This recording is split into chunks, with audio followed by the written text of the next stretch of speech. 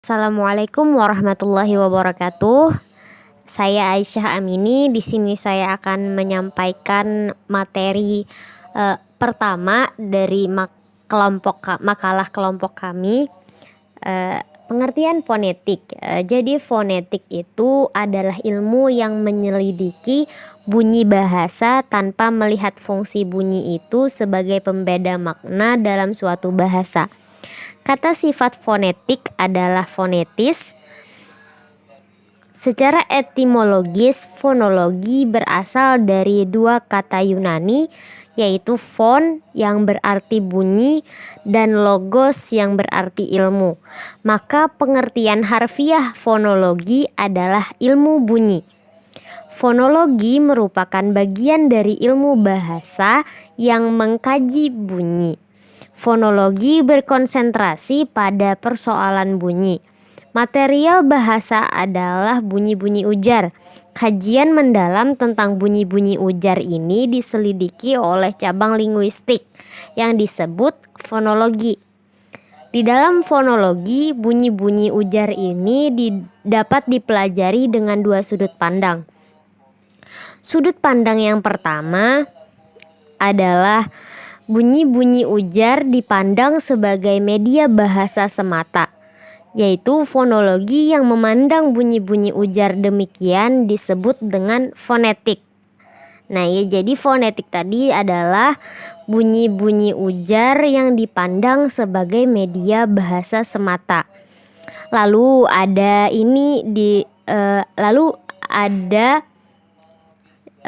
di dalam fonologi tadi ada sudut pandang yang kedua, yaitu bunyi-bunyi ujar yang dipandang sebagai bagian dari sistem bahasa.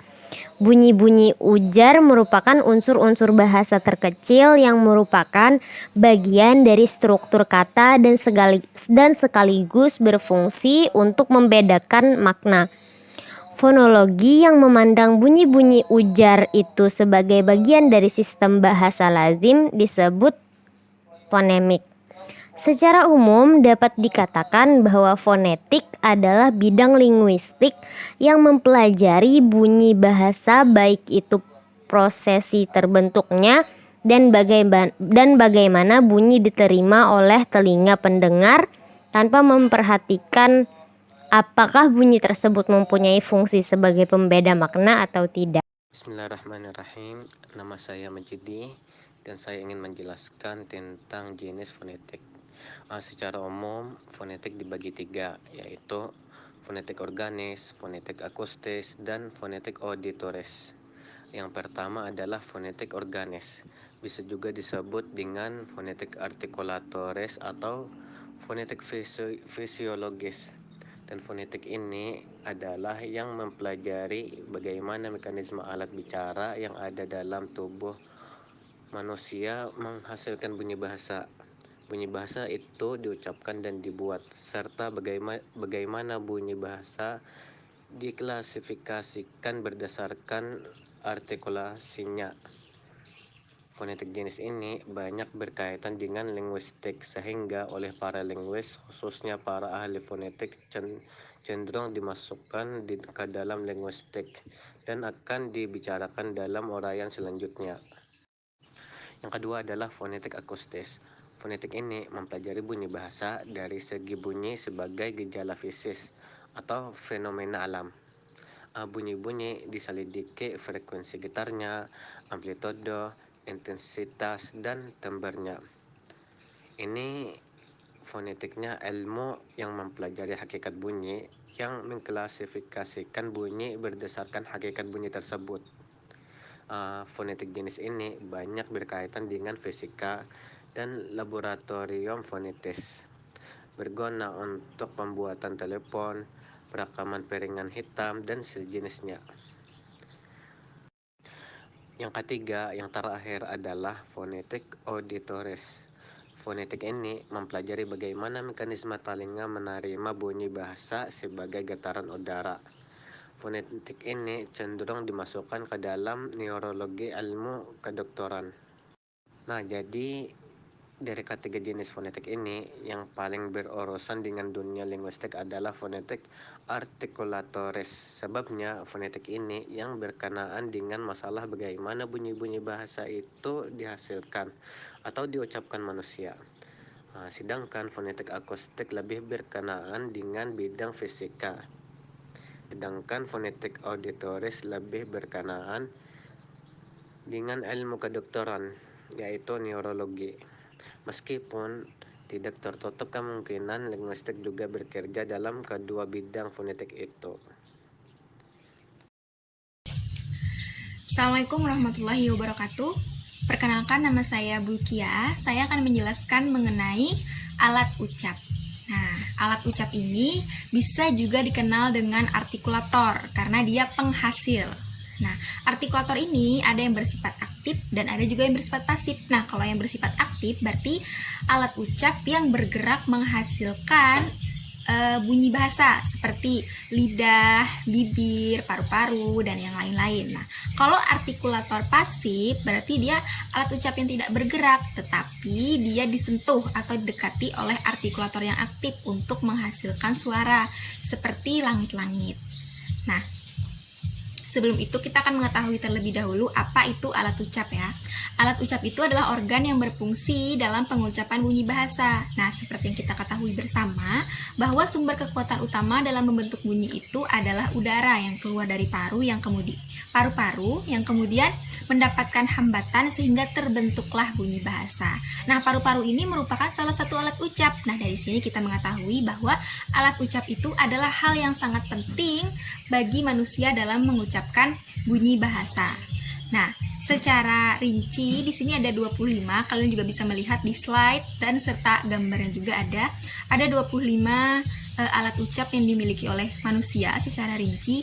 Ada paru-paru, ada tenggorokan atau trakea dan yang lain-lain. Kalian juga bisa mencocokkan antara gambar dengan keterangannya. Misalkan paru-paru itu letaknya ada di sini, tenggorokan itu letaknya ada di sini. Nah, kalian juga bisa membayangkan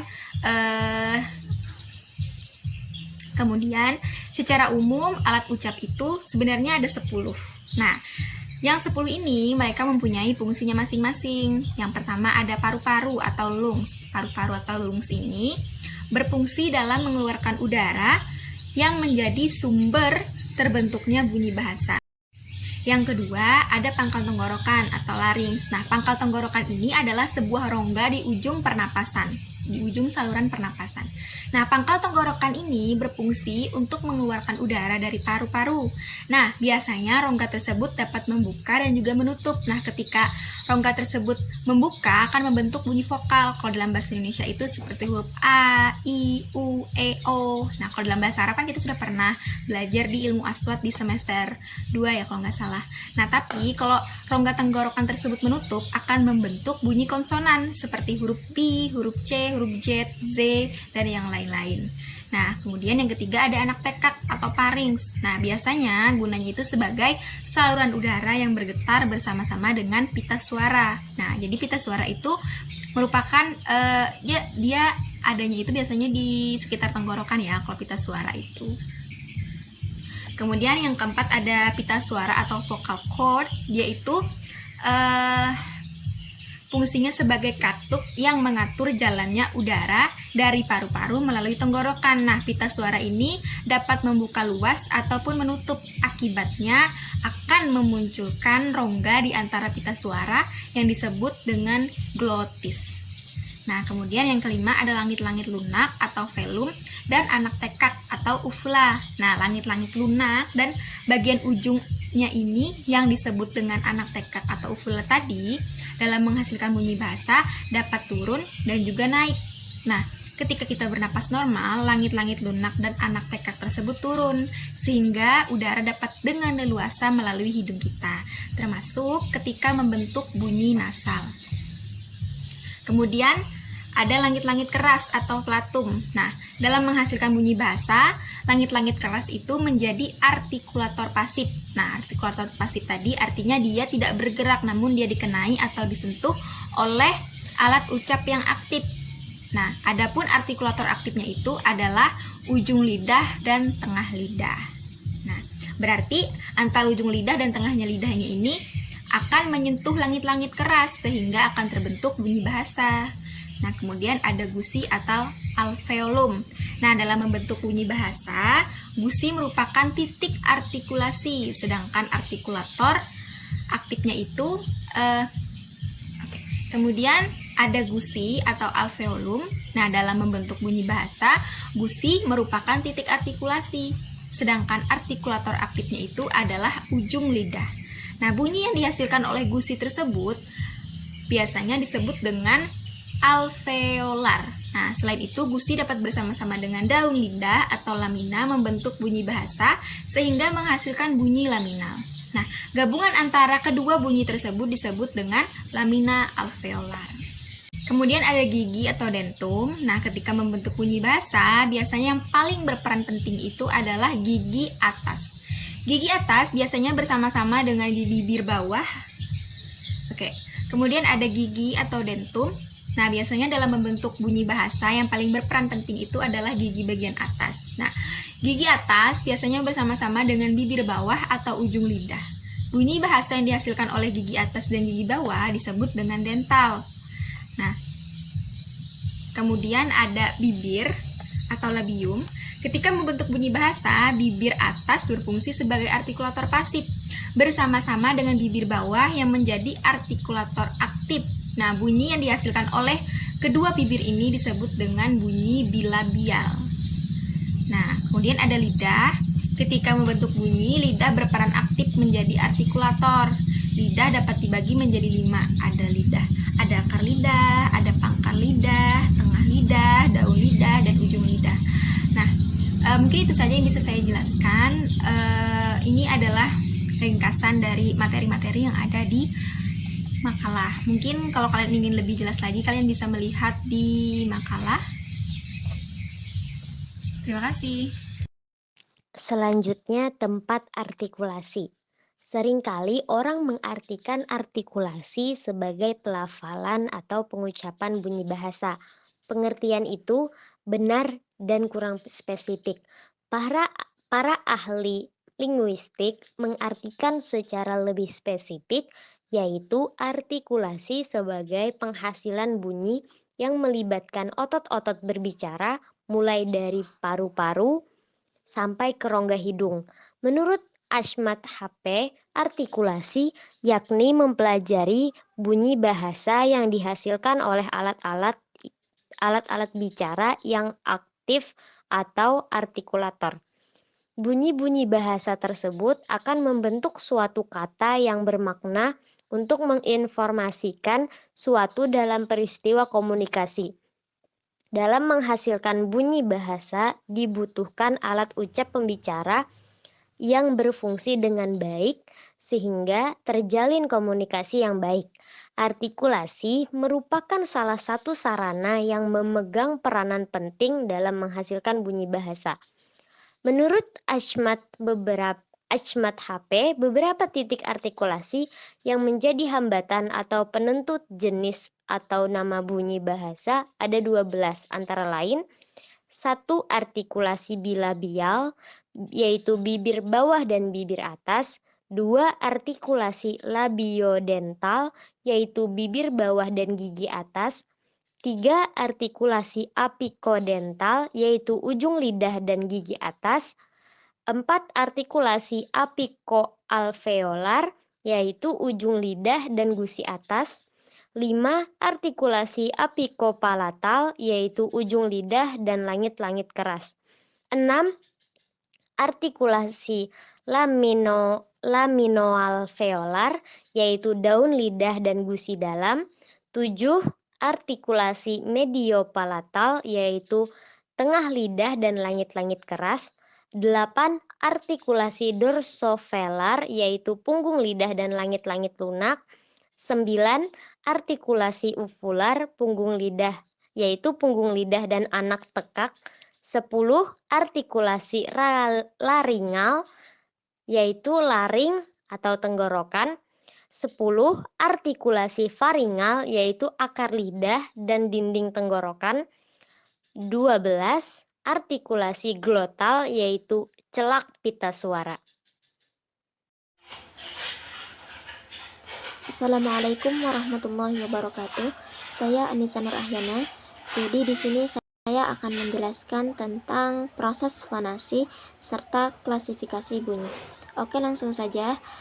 Proses fonasi atau pembentukan suara itu dapat dibagi menjadi 3 subproses, yaitu yang pertama ada resonansi. Nah, resonansi ini adalah sebuah proses yang mana suara-suara diperkuat dan dimodifikasi oleh resonator vokal. Nah, yang dimaksud dengan resonator vokal itu adalah tenggorokan, seperti rongga mulut dan hidung bagian dalam. Nah, kemudian resonator ini menghasilkan suara yang dapat dikenali.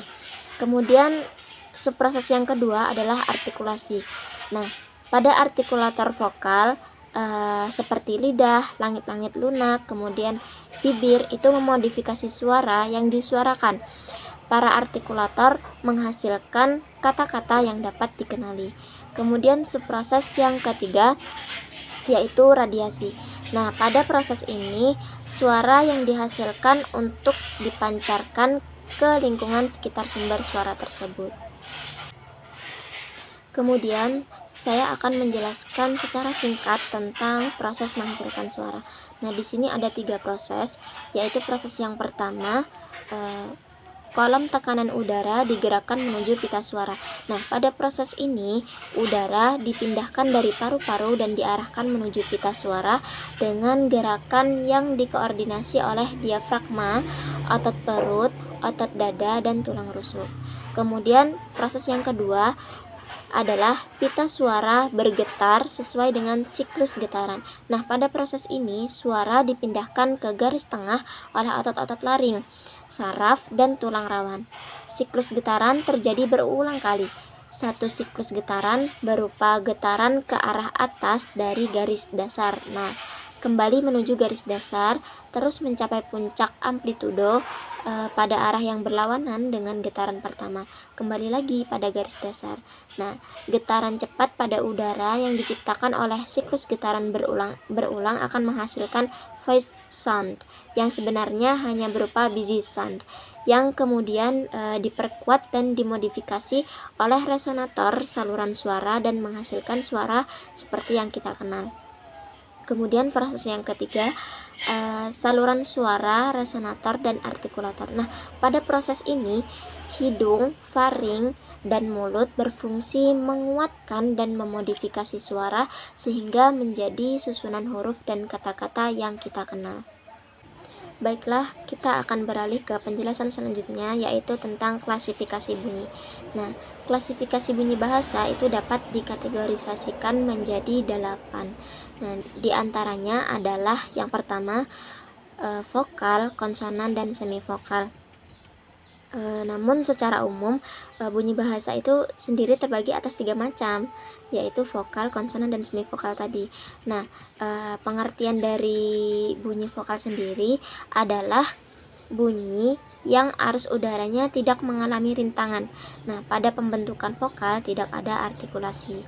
Kemudian konsonan, yaitu bunyi bahasa yang dibentuk dengan menghambat arus udara pada sebagian alat ucap. Nah, dalam hal ini dalam bunyi konsonan ini terjadi artikulasi. Kemudian bunyi semivokal, yaitu bunyi yang secara praktis termasuk konsonan, tetapi karena pada saat diartikulasikan belum membentuk konsonan murni. Bunyi semivokal dapat disebut juga sebagai semikonsonan, namun istilah ini jarang sekali dipakai. Kemudian klasifikasi bunyi yang kedua adalah nasal dan oral. Bunyi nasal atau sengau itu dibedakan dari bunyi oral berdasarkan jalan keluarnya arus udara. Nah, bunyi nasal ini tidak dihasilkan dengan menutup arus udara keluar melalui rongga mulut, akan tetapi membuka jalan agar dapat keluar melalui rongga hidung. Kemudian bunyi oral. Nah, bunyi oral ini dihasilkan dengan jalan mengangkut ujung anak tekak mendekati langit-langit lunak untuk menutupi rongga hidung sehingga arus udara dari paru-paru keluar melalui mulut. Selain bunyi nasal, semua bunyi vokal dan konsonan bahasa Indonesia itu termasuk bunyi oral. Kemudian klasifikasi bunyi yang ketiga adalah bunyi keras dan lunak. Nah, kategorisasi bunyi keras atau fortis dan bunyi lunak atau lenis itu dibedakan berdasarkan ada tidaknya ketegangan arus udara pada waktu bunyi itu diartikulasikan. Bunyi bahasa disebut keras apabila pada waktu diartikulasikan disertai dengan ketegangan kekuatan arus udara, dan sebaliknya apabila pada waktu diartikulasikan tidak disertai ketegangan kekuatan arus udara, bunyi itu disebut bunyi lunak. Kemudian klasifikasi bunyi yang keempat yaitu panjang dan pendek. Nah, bunyi panjang itu dibedakan dari bunyi pendek berdasarkan lamanya bunyi tersebut diucapkan atau diartikulasikan. Vokal dan konsonan itu dapat dibedakan atas bunyi panjang dan bunyi pendek. Kemudian tanda bunyi panjang itu biasanya menggunakan tanda garis pendek di atas suatu bunyi atau menggunakan tanda titik 2 di sebelah kanannya. Contohnya seperti A ditulis panjang, kemudian A panjang itu ditulis di atasnya ada garisnya. Kemudian klasifikasi bunyi yang kelima adalah bunyi nyaring dan tak nyaring. Nah, bunyi nyaring itu dibedakan dari bunyi tak nyaring berdasarkan kenyaringan bunyi pada waktu terdengar oleh telinga. Perbedaan bunyi berdasarkan derajat kenyaringan itu merupakan tinjauan fonetik auditoris. Nah, derajat kenyaringan itu sendiri ditentukan oleh luas sempitnya atau besar kecilnya ruang resonansi pada waktu bunyi itu diucapkan. Semakin luas resonansinya, maka akan semakin rendah derajat kenyaringannya. Kemudian klasifikasi bunyi yang keenam adalah bunyi tunggal dan rangkap. Nah, pada bunyi tunggal itu dibedakan dari bunyi rangkap berdasarkan perwujudannya dalam suku kata. Nah, bunyi tunggal adalah sebuah bunyi yang berdiri sendiri dalam satu suku kata. Sedangkan bunyi rangkap adalah dua bunyi atau lebih yang bergabung dalam satu suku kata. Semua bunyi vokal dan konsonan itu adalah bunyi tunggal. Nah, bunyi tunggal vokal disebut juga monoftong. Kemudian bunyi rangkap. Nah, bunyi rangkap itu dapat berupa diftong maupun klaster. Diftong yang lazim disebut vokal rangkap itu dibentuk apabila keadaan posisi lidah sewaktu mengucapkan bunyi vokal yang satu dengan bunyi vokal yang lainnya saling berbeda. Itu menurut Jones. Kemudian misalnya dalam bahasa Indonesia itu terdapat diftong oi, ai, dan au. Kemudian klaster. Nah, klaster yang lazim disebut sebagai gugus konsonan ini dibentuk apabila cara artikulasi atau tempat artikulasi dari kedua konsonan yang diucapkan saling berbeda. Misalnya dalam bahasa Indonesia terdapat gugus PR, STR. Nah, itu kan konsonan. Kemudian klasifikasi bunyi yang ketujuh adalah bunyi agresif dan ingresif. Nah, bunyi agresif dan ingresif itu dapat dibedakan berdasarkan arus udara. Nah, bunyi agresif dibentuk dengan cara mengeluarkan arus udara dari dalam paru-paru. Sedangkan bunyi ingresif itu dibentuk dengan cara mengisap udara ke dalam paru-paru. Nah, kebanyakan bunyi bahasa Indonesia itu merupakan bunyi agresif. Kemudian bunyi agresif itu dapat dibedakan lagi menjadi agresif phonomik dan agresif glotalik. Dan bunyi ingresif itu dapat dibedakan menjadi ingresif glotalik dan bunyi ingresif velarik. Kemudian klasifikasi bunyi yang terakhir adalah geminat dan homorgan. Nah, bunyi geminat yaitu rentetan artikulasi yang sama atau identik. Nah, sehingga menimbulkan ucapan panjang dalam bunyi tersebut contohnya Allah dan Assalamualaikum. Nah, adapun yang disebut homorgan yaitu bunyi-bunyi bahasa yang terbentuk oleh alat dan daerah artikulasi yang sama. Contohnya seperti konsonan alveolar yaitu huruf T, D, dan N. Kemudian konsonan bilabial seperti P, B, dan M. Kemudian seperti konsonan palatal yaitu seperti huruf C, J, N. Nah, seperti itu. Demikian